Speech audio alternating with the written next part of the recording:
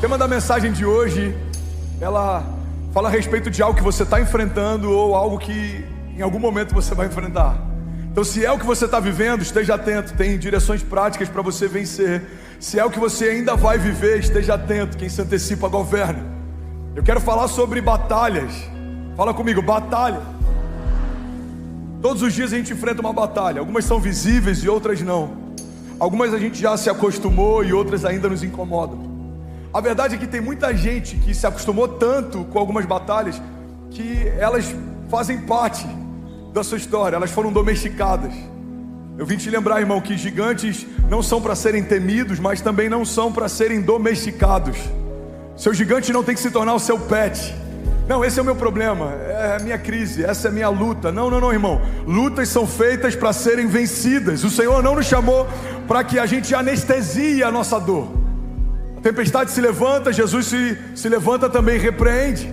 Um deserto se aproxima, em algum momento o povo rompe e acessa a terra prometida. Um gigante afronta o exército, Davi derruba ele. Uma fornalha aquecida 7 vezes mais. Homens dançam lá dentro, mas não dormem lá dentro, não ficam lá dentro. Desertos são lugares de passagem, não de moradia. Gigantes são passageiros, tempestades são passageiras. O problema é que tem muita gente cansada ou frustrada com o evangelho porque decidiu ficar onde deveria passar, decidiu passar por lugares que você deveria ficar, irmão. Promessas são lugares de habitação, presença é um lugar de habitação. Gigantes são passageiros, desertos são passageiros, crises são passageiras. Alguém recebe isso em nome de Jesus? Não discernir isso, por mais que pareça óbvio, pode fazer com que a gente estabeleça permanência em lugares de passagem. Tem gente que tem mais de 20 anos lutando a mesma luta. Irmão, olha para mim, guarda isso. Na jornada de fé, até os demônios que a gente vai enfrentar precisam ser diferentes. Na América tem um ditado que é quase bíblico: New level, new devil. Novo nível, novos gigantes, novas batalhas, novas crises. Pastor, como assim? Me traz mais clareza. Eu vou trazer. No início da minha jornada, a minha batalha era para poder ter recursos. Quando a Kezinha ficou grávida da Cécia, a minha batalha era para poder manter a minha casa. Hoje, a minha batalha é para que eu não seja infiel no meu dízimo, para que eu não seja desleal nas minhas ofertas.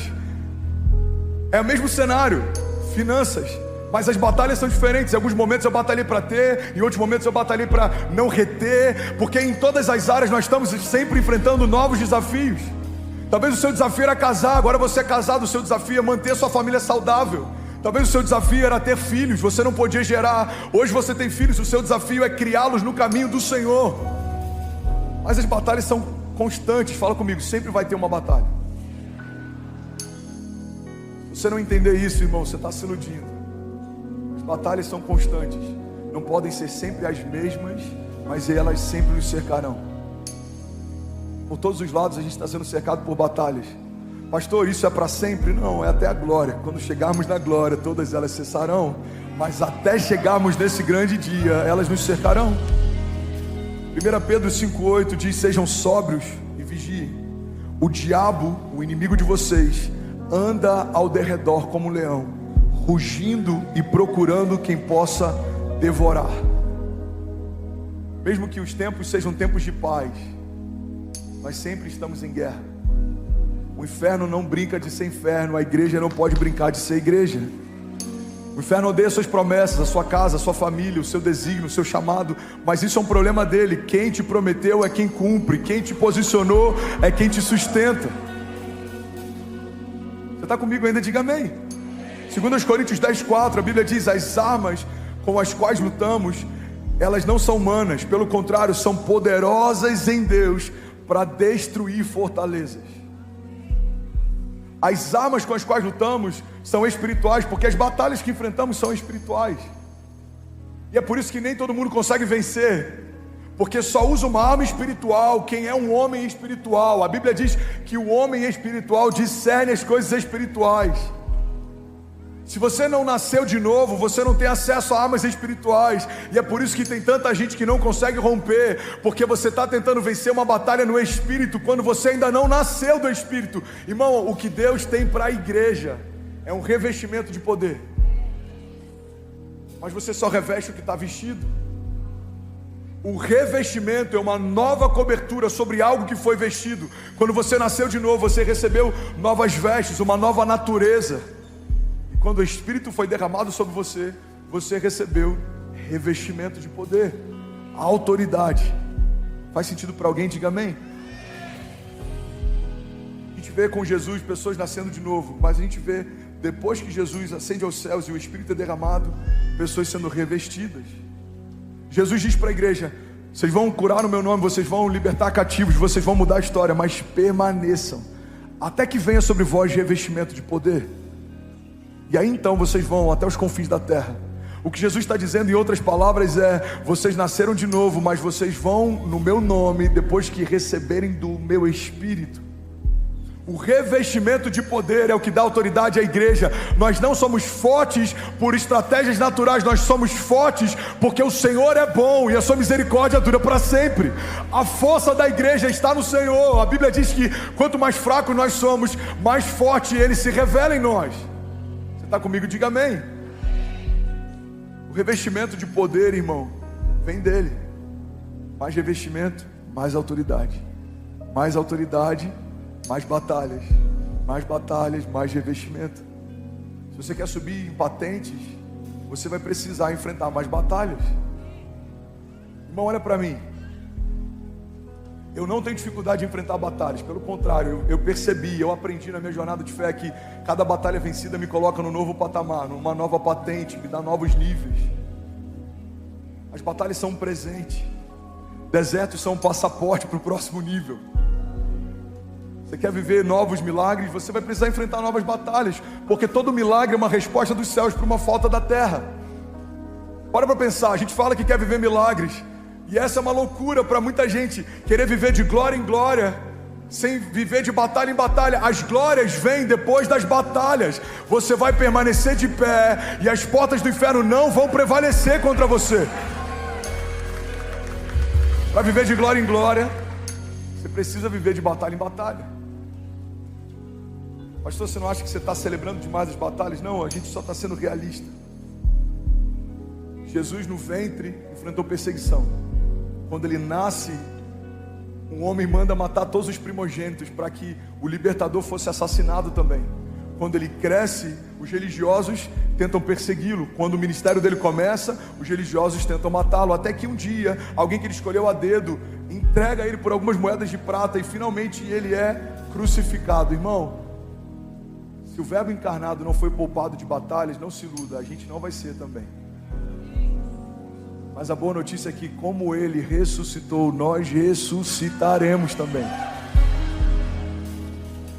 Seguir Jesus significa receber da mesma porção, do mesmo nome, da mesma autoridade, estar debaixo da mesma filiação, mas significa também enfrentar perseguições, em alguns momentos até humilhações. A Bíblia diz que o homem que enfrenta perseguições pelo nome de Jesus, ele é bem-aventurado, ele é bem-sucedido. Irmão, faz parte da história da igreja ser perseguida, mas faz parte da história da igreja ser exaltada. A Bíblia diz que a igreja era perseguida. A história diz que a igreja era perseguida. Se você pegar livros históricos, você vai ver a perseguição de Nero. Há quem acredita que o próprio governador taca fogo na cidade, coloca a culpa nos cristãos para que aí então comece uma perseguição social.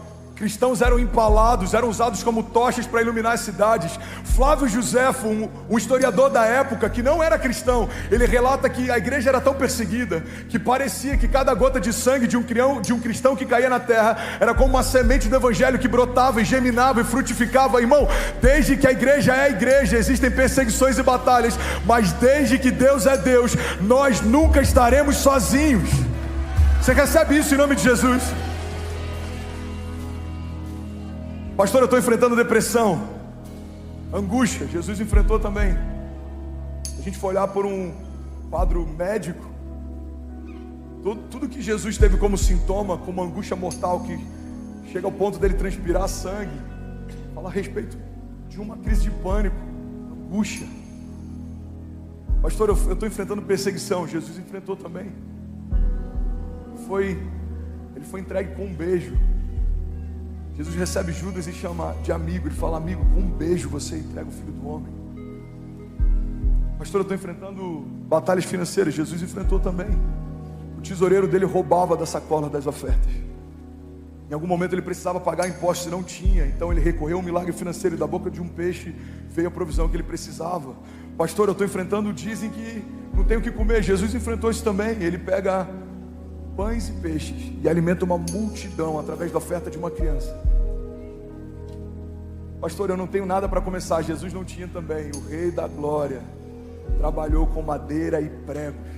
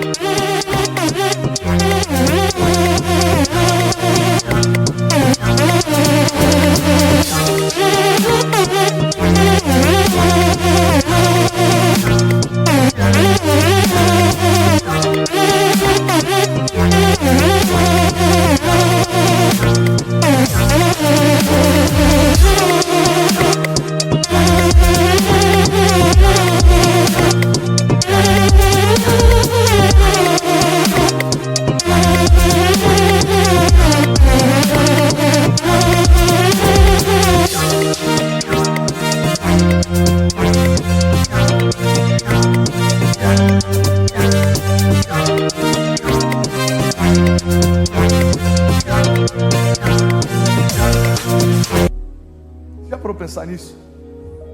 Os itens que Jesus trabalhava: martelo, madeira e prego. Os mesmos elementos que o crucificariam anos depois. Ele sabia que seria crucificado e todos os dias ele trabalhava com os elementos que seriam usados para a sua crucificação. E por que ele não estava ansioso com isso?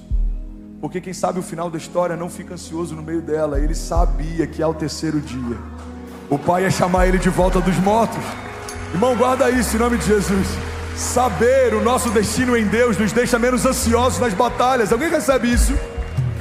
Eu já sei o final da história. E aí, tudo bem? Você acabou agora de assistir um vídeo. Se você ainda não está inscrito, já se inscreve também no nosso canal, ativa esse sininho aqui embaixo de notificação e toda vez que eu fizer uma live ou estiver transmitindo uma mensagem ao vivo, você vai ser um dos primeiros a saber. Mas eu deixei mais 2 indicações aqui que eu espero que façam muito sentido para você. Então já aproveita e clica para assistir a próxima mensagem, beleza? Seja bem-vindo ao time de incendiários e eu espero de verdade que essas mensagens mudem a sua vida como elas têm mudado a minha também. Até a próxima. Valeu!